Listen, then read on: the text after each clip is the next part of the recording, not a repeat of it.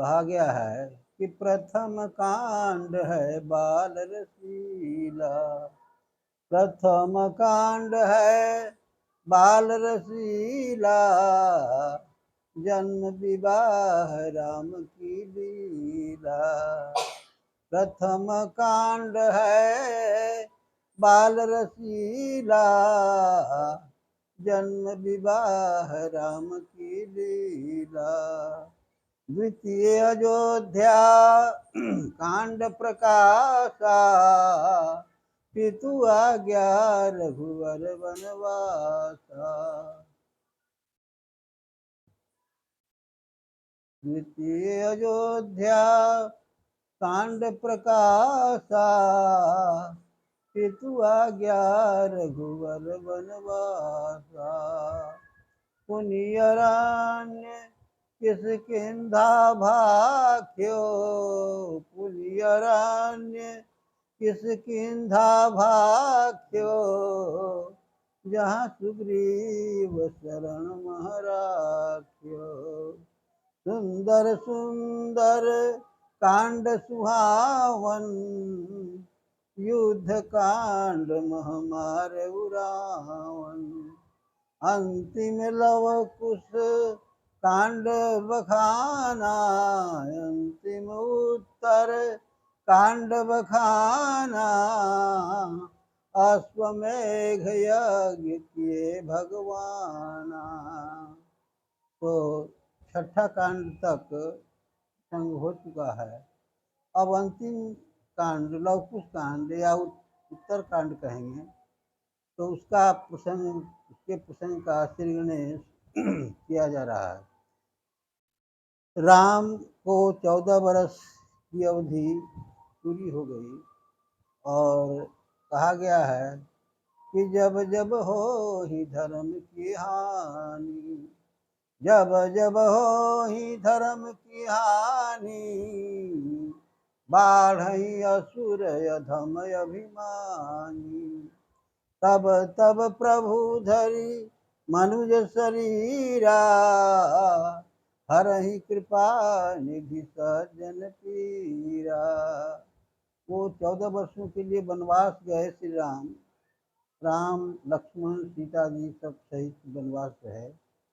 तो इस अवधि में अनेक करोड़ों राक्षसों का इन्होंने वध किया। जब धर्म की हानि होती है, अभी आपने सुना कि जब जब हो ही धर्म की हानि, बाढ़ेंगे असुर अधम अभिमानी। राक्षसों की संख्या बढ़ गई थी, इसलिए रामावतार होना आवश्यक था। दशरथ के घर में वो महान शक्ति का अवतरण हुआ और ये बहाना है, माध्यम है 14 वर्षों तक वनवास श्री राम को, और हजारों करोड़ों कई एक करोड़ राक्षसों का उन्होंने विनाश किया।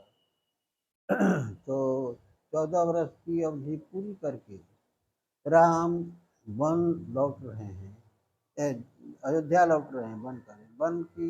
वन की अवधि पूरी हो गई 14 वर्ष की। अयोध्या लौटने की बात है, तो पुष्पक विमान से वो लौट रहे हैं और इधर भरत जी नंदीग्राम में तपस्या में लीन थे। राम राम जपते जपते वो जटाजुट एकदम दुर्बल शरीर हो गया था और राम में इतना तन्मय हो गए थे, शक्ति में, महान शक्ति में इतना तन्मय हो गए थे कि यदि 1 घंटा 2 घंटा विलम्ब होता तो उधर भरत जी का चिता से सया हुआ था और उनका कहना था कि जब राम नहीं आएंगे तो प्राण रख क्या करेगा, प्राण देने को तैयार थे। और इस बात को श्री राम जानते थे, इसलिए उन्होंने हनुमान जी को भेजा। हनुमान जी ब्राह्मण के भेष में आए, ब्राह्मण के भेष में, और कहा कि रहा 1 दिन अवधि अधारा। 1 दिन जब समय रहा तो वो हनुमान जी को भेजा गया। हनुमान जी कह रहे हैं कि बस बहुत जल्द राम आने ही वाले हैं। राम लक्ष्मण सीता जी सभी लोग पुष्पक विमान से आ रहे हैं। भरत जी को ये बातें मालूम हुई। उन्होंने कहा कि कौन आप, क्या कौन हैं, क्या हैं, परिचय दीजिए अपना। उन्होंने कहा कि मैं राम का सेवक हूँ और मैं साथ रहता था, वो भगवान आने ही वाले हैं। तब उन्होंने भरत जी ने पूछा कि मेरे विषय में क्या मुझे भगवान राम याद करते थे? तो हनुमान जी ने कहा कि आपको प्राण से बढ़कर वो उनको प्यारे प्रिय था और वो हमेशा आपके लिए चिंतित रहते थे। तो ये बातें मालूम हुई और फिर थोड़ी ही देर में राम पुष्पक विमान से अयोध्यापुरी में लौट आए, 14 वर्षों की अवधि पूरा करके। और इस सूचना को भरत जी आए अपने अयोध्या में राजमहल में, और गुरु वशिष्ठ को खबर दिया गया। सभी लोग दौड़ पड़े, माताएं दौड़ पड़ी, अयोध्या के सब नर नारी बहुत चिंतित थे। रहा एक दिन अवधि कर, करे अति आरत पुर लोग, जहाँ तहाँ सोच ही नारी नर, कृष्ण तन राम वियोग। राम के वियोग में सभी अयोध्या वासी कमजोर पड़ गए थे, चिंतित हो गए थे कि न जाने कब भगवान लौटते हैं, आते हैं, नहीं आते हैं। इस प्रकार बहुत चिंतित थे। लेकिन जैसे ही लोगों को मालूम हुआ कि भगवान राम, लक्ष्मण, सीता जी सब लोग अयोध्या में पधार चुके हैं, अयोध्या की नर नारियां बहुत प्रसन्न हुई और दौड़ पड़े सब लोग मिलने के लिए। मंगल गान होने लगा और राम आए, सभी माताओं से मिले। और राम जैसे ही आए, भरत जी के चरणों में गिर पड़े, उठ नहीं हो रहे हैं, अपने से उठ नहीं हो रहे हैं। भगवान राम ने बाल लगाकर, ताकत लगाकर भरत जी को उठाया। इतना प्रेम था राम और भरत में, पता। और राम जी और भरत जी जब एक साथ बैठे तो पता नहीं चलता था कि कौन राम है कौन भरत है।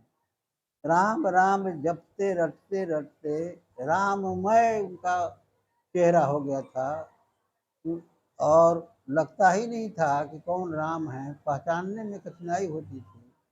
कहने का तात्पर्य यह है कि आज भी जो राम की स्मृति में, राम के यादगारी में, राम को स्मरण करने में समय अधिक देंगे तो उनके अंदर भी चेहरे में परिवर्तन हो जाता है, क्योंकि हमेशा गुण का बखान करना है, हमेशा सत्य की चर्चा करनी है। तो कहने का तात्पर्य है कि रामचरितमानस पढ़ने से नहीं होगा, उसको व्यवहार में लाने से होता है, और व्यवहार में लाने से ही फायदा है। तो राम, लक्ष्मण, भरत, शत्रुघ्न सब लोग अयोध्या आ गए हैं और अयोध्या वासी मिल रहे हैं, माताएं मिल रही हैं, गुरु वशिष्ठ मिल रहे हैं, दो मुनि लोग मिल रहे हैं। तो 14 वर्षों की अवधि पूरी हो गई और श्री राम पुनः अयोध्या आ गए हैं। सब जगह मंगल गान हो रहा है, खुशियाँ मनाई जा रही हैं। इतना ही कहकर मैं अपनी वाणी को विराम देता हूँ। श्रोताओं को